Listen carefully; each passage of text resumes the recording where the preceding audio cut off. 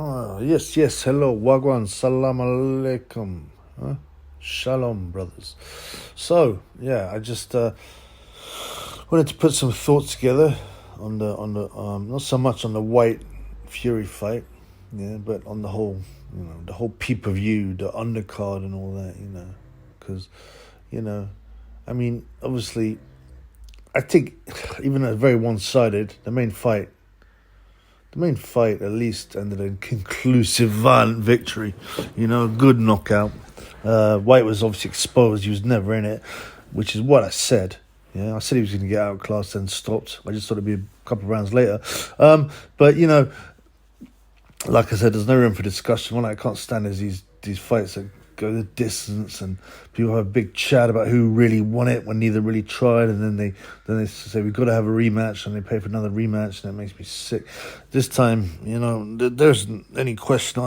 White got ironed out. Yeah, even when he was leaving the arena, he didn't stop for any interview. His legs were like quivering. He couldn't walk straight. He didn't really know where he was. His hazelnut head, was wrung. His bell was wrung good and proper. And when he got up as well, you see from after he get knocked over, he's got that Mortal Kombat thing where he's swaying, waiting for the fatality attack to come, which it didn't because the ref stopped it. But whole production, do you know what? Anyone knew the undercard was poor. Yeah, there wasn't much happening there. The guys they had commentating, they had a David Hay and Lennox Lewis. Lennox, I quite like him with his grey beard, and I warmed to him now, but at the time I was never that excited by him. I thought, he's hey, I'm English Lennox Lewis, and he's Canadian background. Whatever. I don't really care about that now, but it was a bit of a fraud, and his manager at the time, who's who was Frank Maloney, now it's Kelly Maloney, the weird plastic surgery sort of freak, basically, you'd say. He used to dress up in a Union Jack suit, and it was a bit of a, come on, man. Did we buy it? Well, sort of. I was supporting Bruno when he fought Lewis, but now I'd probably support Lewis because I don't know, there's some dodgy stuff going on with that one. Lennox, he just doesn't say anything interesting, really. Yeah, at the beginning he was just gabbling on and on. He doesn't ever make a point. He just sort of rambles about it being a big ring, but then it's also a small ring, and it depends what way you're looking at it. It depends where you're measuring it from. He's got that sort of slightly stupid look on his face. Lennox was never that sharp, despite the old silly, he plays chess thing. Now, I've also exposed the whole, in another video, the whole, especially boxers, especially heavyweight boxers and athletes, when they play chess, it's a nod to the secret society they're a member of. Doesn't mean they play it at all. You've had Joshua playing it. You've had all the Klitschko's play it. You've had Lewis play it. Pictures of them. You had Pacquiao, all alleged chess experts. It's not true. It's just a signal again. But Lennox, he just doesn't say anything interesting. I don't know why they particularly use him, apart from the fact, obviously, it's heavyweight. And David Gay is wearing his kind of creepy serial killing blue shaded glasses. He talks quite well on the whole. We did, but I'm pretty sure the rumours are he's on the yayo, and for most of these, like Carl Froch now these days, at the big fights, always on the yayo twitching, and he's a bit more cocky now, isn't he? Which goes with the territory, Hey, he's okay, man. He talks quite well, but he just rambles off fast, and he always picks the wrong fighter to win, and. It wasn't too bad a team. They weren't too brand nosy, I suppose. The Sky teams or the DAZN teams. And so early on we had Tommy TNT Fury. Yeah. Now everyone who knows boxing knows you can't fight. He's a celebrity fighter. Obviously he's fought as an amateur. They always downplay this. Oh, he needs a bit more experience. He's a novice. They love that, don't they? With all the guys that can't fight, the Campbell and Hatton, people like that. This is guys had 40, amateur fights, by the way, which is more than Rocky Marciano as far as I understand. Hatton, and they use it with Tommy, They even used it later with David Adeleye. Yeah, you know, they always talk about, he needs experience, but really, they know they're just not good enough. Now, Tommy obviously is a bit of a celeb boxer, and he'll get his good payday.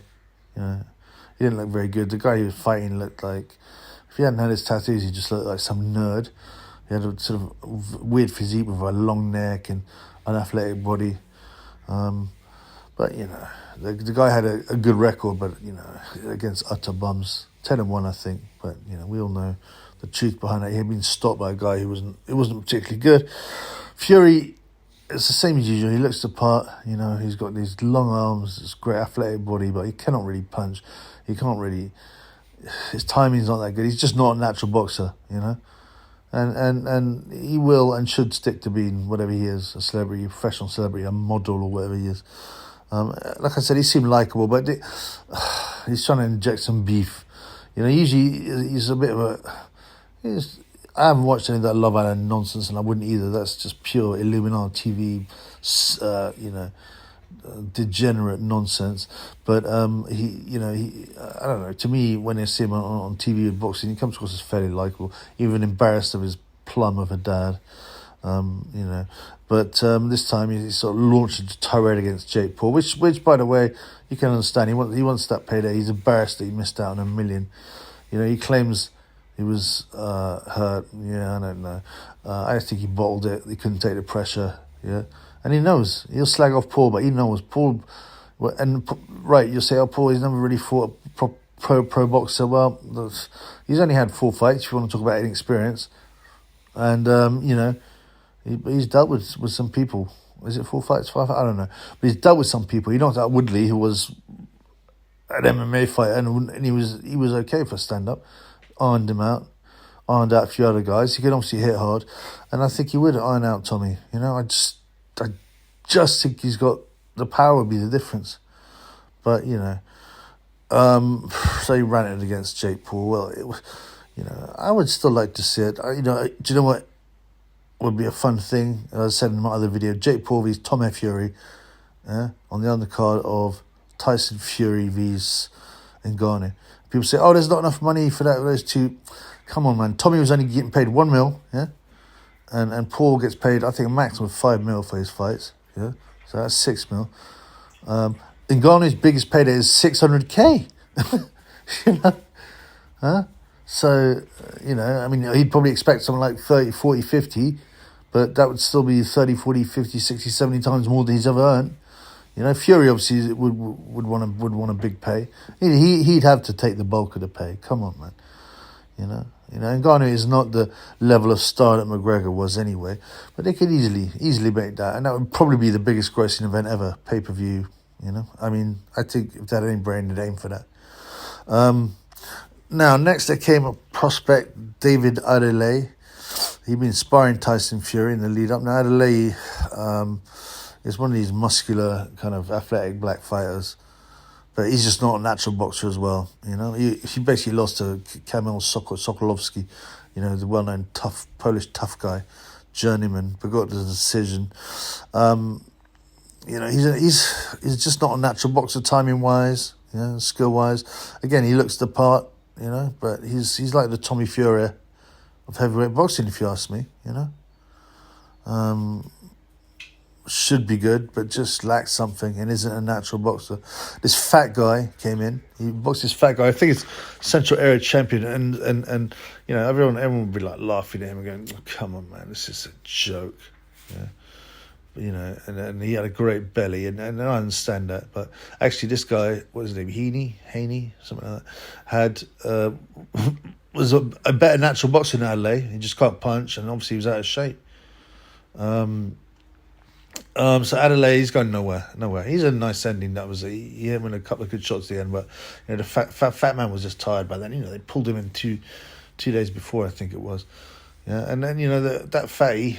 As I said, if he get himself in shape, I'm not saying he'd do anything, but he would be a half-decent middle-level boxer in Britain, but he can't punch. And obviously he likes the ales and the pies, you know, and that's fine. You know, they must have given him a decent payday to come in against this guy. So, anyway, and then there was a bit of a build-up, as I remember, yeah, and there was furor in the dressing room. And he goes, "Oh, the most important thing is everyone gets home to their family safe and sound." That old chestnut, it's a bit boring.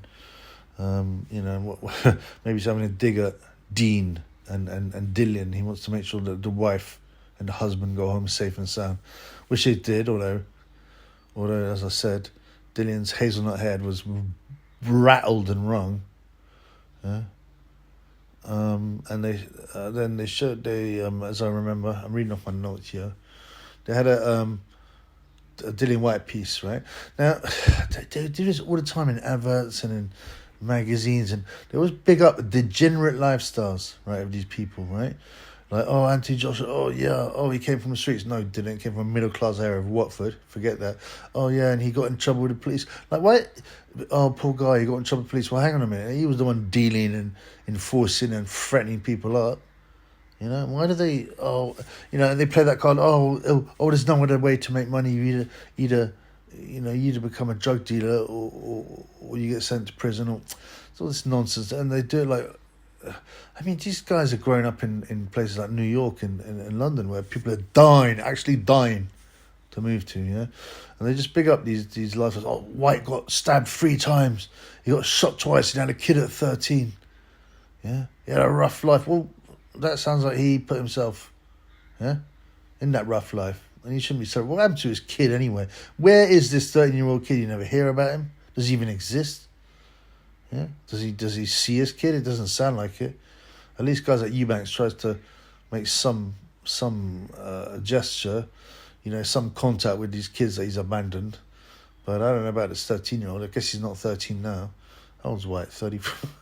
Whyte? If Whyte's 30, what is he? 34 now? Yeah. And he had a kid when he was 13. So like, let's just say 20 years ago. So this kid will be he'd be 20, 21. I mean, if I was this kid, I'd try and get in a gym and use Whyte's name like all the other sons of boxers. But, and also all this stuff of stabbed, shooting, la-di-da, it's just standard buck life, innit? What's the difference, man? Every great buck they bring out is always, he's from the streets and he was surrounded by stabbings and killings and bloody blah, boring. Just don't glamorize that nonsense either, yeah? Next we have the fight between Isaac Lowe, right? Isaac Lowe is Tyson Fury's cousin. He's his pal. He's a little man. He can't really punch. He's been on a couple of Tyson bills at least, maybe more. And he would never ever be on these big bills. He'd just be some forgotten kind of low-down fighter people wouldn't know. But obviously he's got that Tyson link. Tyson, Tyson's like, yeah, can you get my cousin on? Which is fair enough. It's nice for him. But no one cares about him. Can't punch. And he came in with a real deep suntan, like Tommy Fury style suntan. Yeah, he's obviously been hanging out with Tommy, going to the tanning salon, and then he's got this beard. It's really dark, like he dyed it. Really, it's one of them jihadi type beards where you shave the moustache, and it's just thick beard with about quite pointy at the end. You know the one I mean. And throughout this, he's fighting a guy I think it's called Nick Ball. Who's this midget? He's only 5'2", but I tell you, he was game, man. This little midget, man. He really wanted it. Yeah. He was really short, quite muscular, and he had a bit of a punch, I'm sure I was very surprised when the commentary didn't describe him as a midget version, white version of Mike Tyson, because they love their rubbish analogies. Anyone who can punch a bit, who's slightly muscular, and is white is a white Mike Tyson all of a sudden. There've been a lot of them over the years. But they've actually found a true white Mike Tyson. So, and the commentators are talking this up. People are starting to get a bit weary, man. They just want to see the big fight. And people are talking this up like it was Ben and Eubanks, Yeah? Like it was a real back and forth. I mean, it wasn't a bad fight, let's be honest, right? Yeah? And they were saying how a fight everybody was looking forward to. I mean, come on, man. No one really cared. It was a half-decent fight, yeah?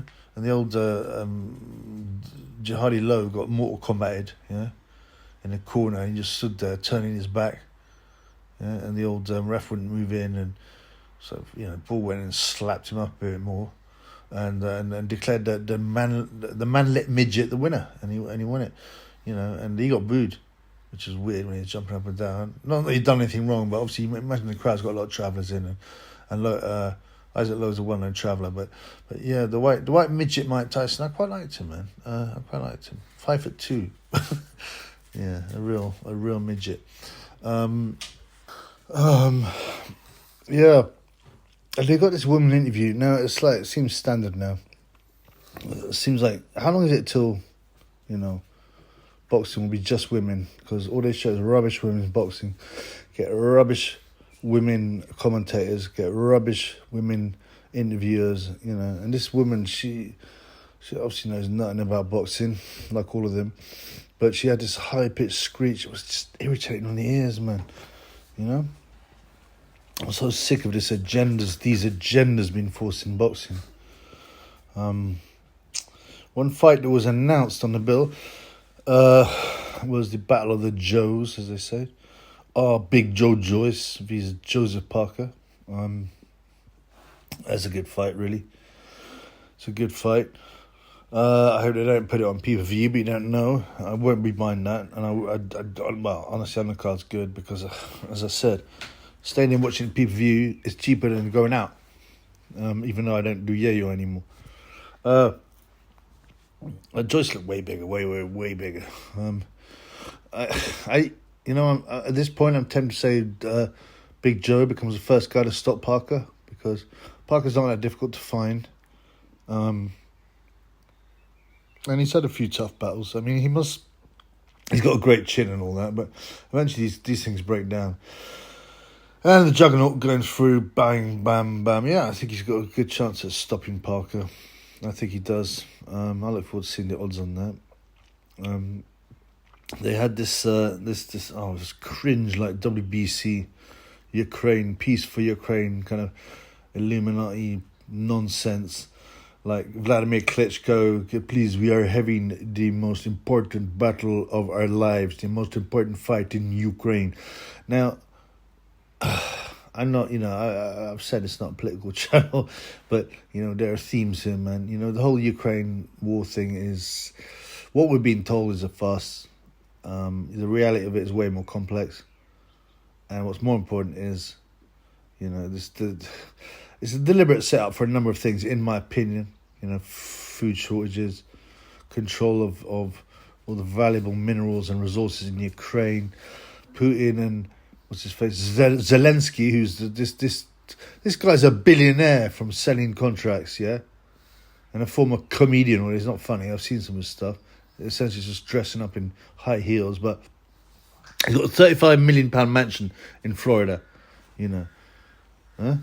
Putin, obviously, we know he's rich. Now they're probably both parts of the same side, just creating unrest.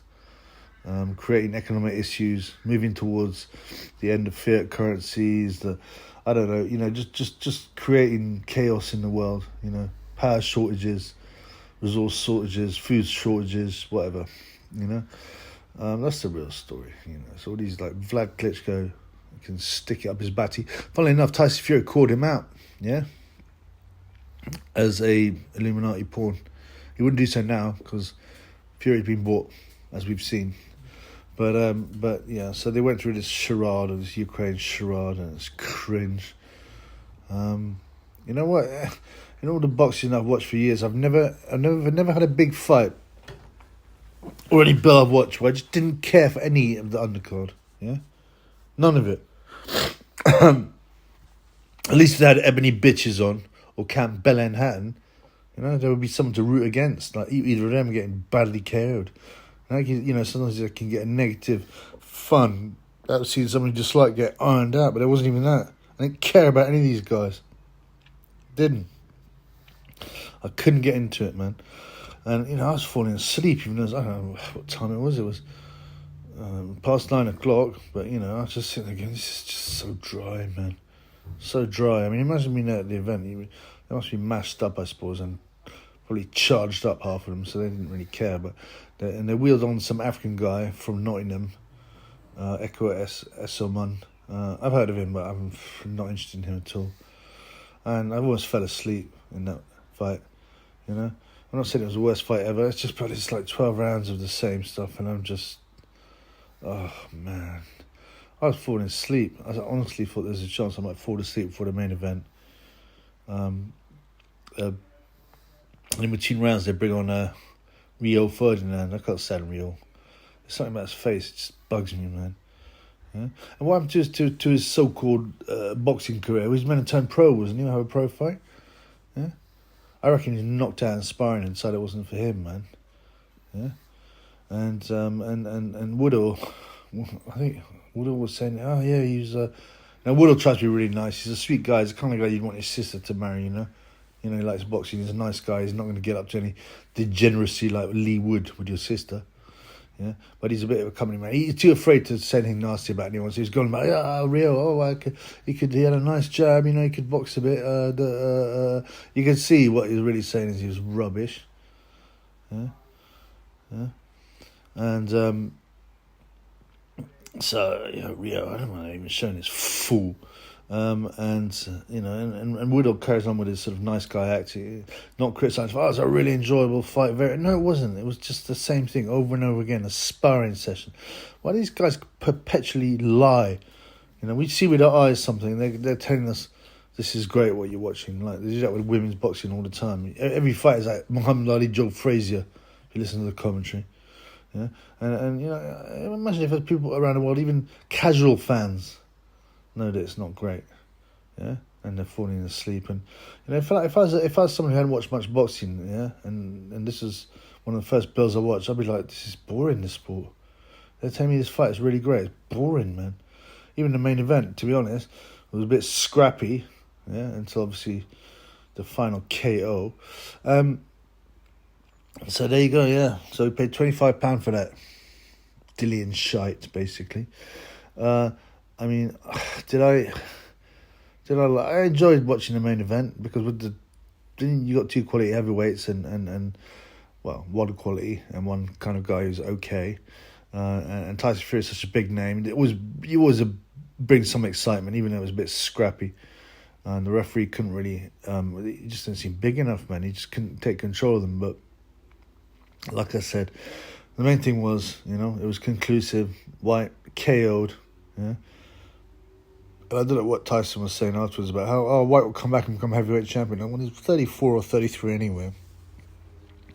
Yeah, he definitely will not become champion. Against obviously not Tyson, obviously not against Usyk. Even a shot Gay he wouldn't beat now. The Whyte shot as well. And any of the lower guys coming up, Joyce would batter him. He's been broken too many times. Yeah, Dillian Whyte, properly broken. Povetkin, Tyson, both with the uppercuts, both nasty knockouts. Whyte, I don't know, man. He's got to think, well, maybe I've got to settle down with my wife and have some kids. My wife, Dean. I don't see any, I think he knew it was his last big payday. He looked nervous coming in. I think he knew he was going to get, he was going to get given a boxing lesson and probably beaten up, which is essentially what happened. He barely landed a shot. People say he's pathetic. Well, I just think Tyson's a level above him, and I said that. He will outclass Whyte and stop him, and that's what happened. Anyway, so it wasn't the worst show in the world, but it was a great pay-per-view show. But obviously, when the heavyweight champions, you can't expect them to do anything else but pay-per-view. But I'll give it a 5 out of 10 for the show. 5, it's generous probably.